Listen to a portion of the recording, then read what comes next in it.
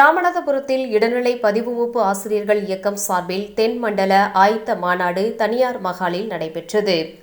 2009ஆம் ஆண்டுக்கு பின்னர் நியமனம் பெற்று ஊதிய முரண்பாட்டால் பாதிக்கப்பட்டுள்ள அனைத்து இடைநிலை ஆசிரியர்களுக்கும் சம வேலைக்கு சம ஊதியம் வழங்கிட வேண்டும் என்ற கோரிக்கை வெற்றியடைய நடைபெறும் சிறை நிரப்பும் போராட்டத்திற்கு தென்மண்டல ஆயத்த மாநாடு மற்றும் மாவட்ட கிளை வட்டார கிளை தொடக்க விழா ராமநாதபுரத்தில் நடைபெற்றது.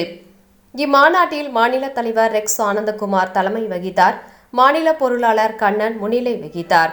மாநில துணைத் தலைவர் ஞானசேகரன் மற்றும் மாநில துணை செயலாளர் வேல்முருகன் ஆகியோர் வாழ்த்துரை வழங்கினர். மாநில பொதுச் செயலாளர் ராபர்ட் சிறப்புரை ஆற்றினார். இதில் மாவட்ட கிளை வட்டார கிளை நிர்வாகிகள் தேர்வு செய்யப்பட்டு உறுதிமொழி எடுத்துக்கொண்டனர். இம்மாநாட்டிற்கு விருதுநகர், மதுரை, புதுக்கோட்டை, சிவகங்கை, தூத்துக்குடி, ராமநாதபுரம் ஆகிய தென் மாவட்டங்களில் இருந்து 300க்கும் மேற்பட்டவர்கள் கலந்து கொண்டனர்.